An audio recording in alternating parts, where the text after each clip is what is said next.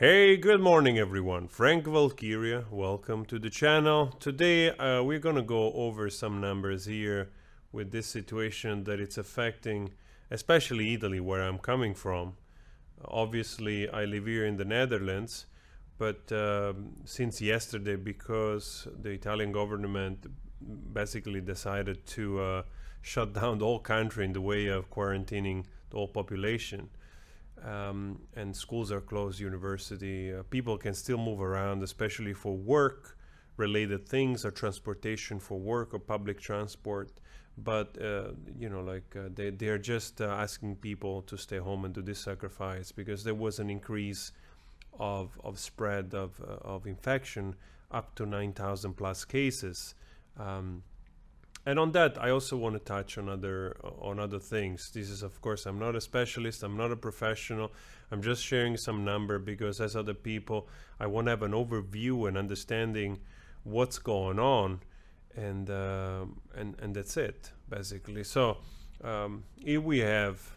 Let's go straight away onto this page here. Maybe we can do the other way around. We can do like this.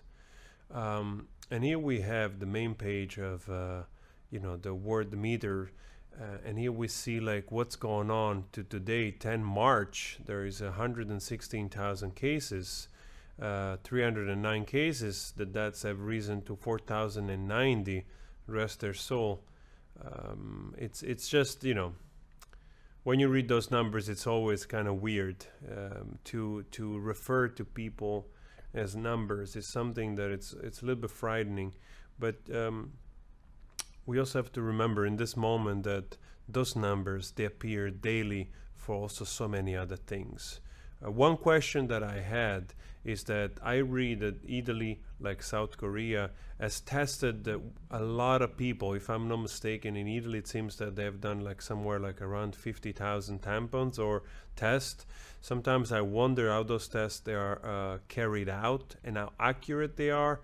If the precision of finding out whether it's this or that. I talk from a complete point of view of ignorance, but I just wonder, because it seems like we're in places where they've adopted also those more stringent measure of testing everybody, the numbers they've risen, and other countries, like which they're also pretty crowded, they don't seem to be affected so much. So this is just a question. I don't know. Another good news is that it seems that in South Korea, because of all those tampons which were made, tests which were more than 250,000, if I'm not mistaken, it seems that also the percentage of mortality has decreased to 0.7%. So giving a little bit of better clarity, at least in that country, the percentage rate and the numbers, which now in the world there's a little bit of confusion. Here in front of me I have the cold cases, which 64,635 people have already recovered or discharged, which is a great news. And if you see on the other side the active cases, I noticed that already a few days ago the serious or critical, they were higher. I think they were past 6,000 something, and now we seem to have like a trend of decreasing. And also the number of mild condition has increased in percentage from 82 that I watched the last time to 88%. 41,796 people so far, probably tested or whatever, they're in mild condition. So this seems to, seems to suggest, especially in China, with those measures which they have adopted, things are slowing down. And in fact, you can see here that China is the only country where basically there is this little, with that population, there is just very little few cases. Italy has spiked up, and probably we'll see this trend going on in other places as well. My hope as a human being, as a person, like I said, I don't know, I don't know, I don't have qualification to speak on those things. I'm just going over the numbers here. I hope that with a little bit of effort from everyone, like in a week or so, we can see those numbers, of total recovered people in Italy grow higher. This is like around 9% of the total people affected of the so far. Um, and yeah, probably in a week or so we will see those numbers potentially declining even more. Also in China and in South Korea, which also is reporting less cases every day. Iran, for a moment, it spiked as well in the last day, and some other country as well, like Spain. It's a little bit of a mystery how a country this big they record such a small numbers so far, where there's a gigantic traffic. The Netherlands, where I live, so far the cases are stable around 382.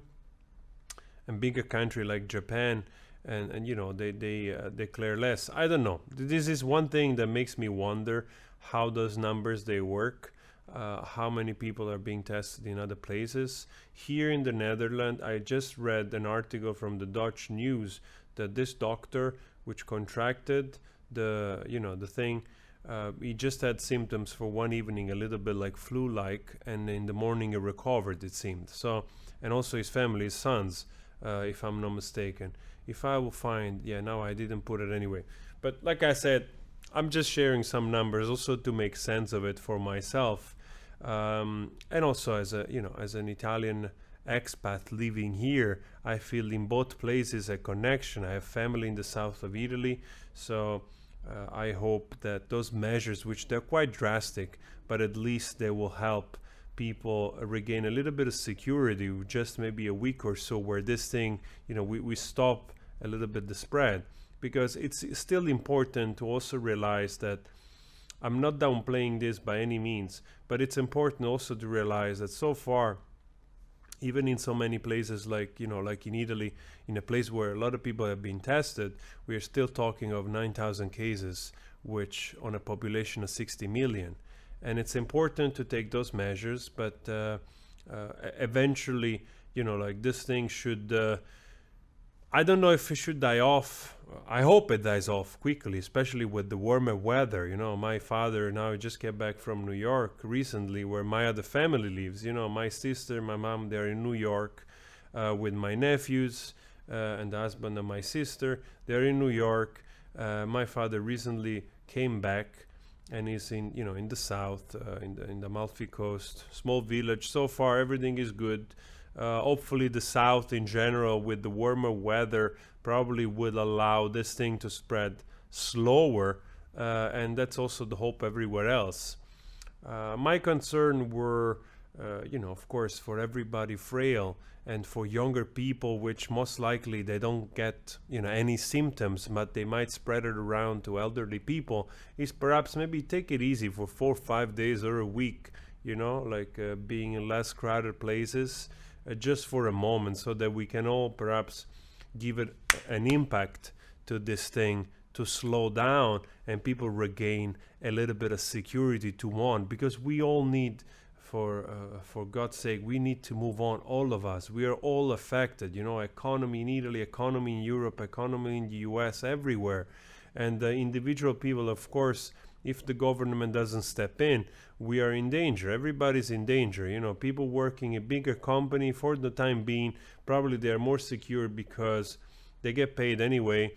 But still, things they cannot carry on for very long without, for also big companies. So I hope this thing resolves really well also for everyone, because we are all affected. We are all affected at every level. But also, I would again, I don't want to diminish or underplay everything, but I also wonder if similar things happened maybe 20 years ago or in the past, where we didn't have social media, where this news didn't spread so quickly like the thing itself, and creating this also heal awareness, of things getting out of proportion, because still we're talking of 115,000 people, 117,000 people worldwide, mostly everything in China, on a population of 7 billion.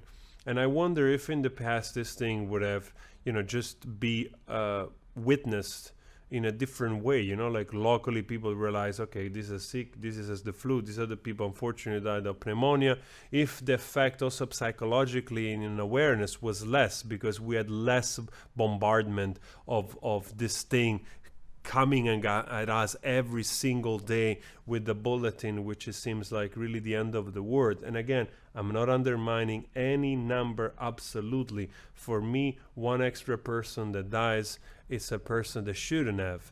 But I'm aware that unfortunately those numbers, they exist every single day for normal flu. And this is also something I was reading this morning about, unfortunately the majority of people that died in Italy, they're over 80s, and with the conditions, it seems, with already pre-existing conditions. And a lot of specialists or journalists, they're also saying, like, it's also important to understand that probably those things would have happened to those people also with the common flu. So that danger is still there for these people, also if this wasn't there. And those numbers, perhaps similar number would exist, or they're still, existing both here and everywhere because of it. Because that's just how it is with infection and the flu and being weaker and elderly and so on. So again, I hope that we get through this quickly. My heart and prayers go with the with the country of Italy, my country where I grew up until 21 years old. And it's a beautiful country. It's a country that everybody envies us for the landscape and the wealth and the art heritage and the culture. And it's just a spectacular, unique place on this globe. And this is going to be a little bit, it feels a little bit surreal. But I hope that this thing quickly, it's going to be taken under control everywhere else, also in Europe and in the world. And in China, where we can start to regain a sense of security and going on. I'm not afraid personally of the virus per se, in terms, because I see the number that the majority of people just don't feel anything. The majority of people, they have mild symptoms and they just recover without any help. Obviously, my heart and prayer go to those people worldwide which they're more in serious or critical condition, and I hope that many of those survive. I hope every one of them survives, and I'm gonna monitor this more and more, and I hope that for the moment maybe we have reached the peak in certain countries, like has happened also in China. I hope we have reached the peak in Italy, and those measures can help decrease those numbers. But I also hope that in other countries around the globe, those numbers starts to decrease instead of going up. I just hope these numbers here, they get the total recovery. I'm just looking forward to see these numbers going up and up and up and up. So let's try our best. If you feel a little bit sick, if you have a little bit of headache, if you just in case, like even if you don't have anything, you feel a little bit down, just stay home for even for a couple of days, for the weekend. Anything helps, the more we do this, the better chances we have also to get those numbers down more quickly. And perhaps the fate of this illness or this thing that is so quickly spread is gonna become a memory, or it's gonna just die on its own, or it's just gonna become something milder, or we're gonna find out very quickly how to do a vaccine or something, so that it's gonna help the people in need and the vulnerable one. I just felt to be online and share some number with you guys, a little bit with a sense of trying to grasp and to also give how much clarity I can give to my audience from the things that are available here, so that we don't build on top of a circumstance that it's already creating a doubt and uncertainty and panic to fuel even more, so that we can just look at what's going on and just okay, this is what it's going to happen. We're taking the measure. Most likely things they're going to get better, like we see here. Those stringent measures which they were taking place in Wuhan, in just 1 month, they're delivering results, and that's what we want to see. That's what we want to see. People recovering and starting over. Summer, spring is coming, and we can all go back to build our life.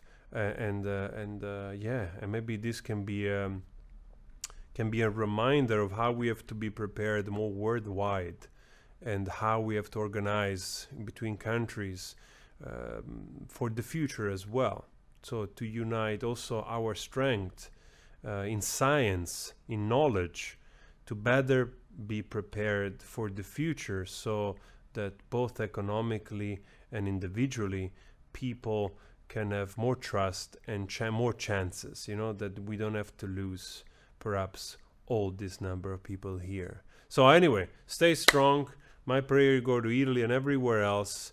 To anyone that has been affected, wash your hands. Try to take it a little bit easier if you can, as a civic duty. And let's hope this thing, with those measures, it's going to give us a little bit of more positive numbers quickly. Anyway, always spread love. I'll see you later in another video. Ciao, ciao.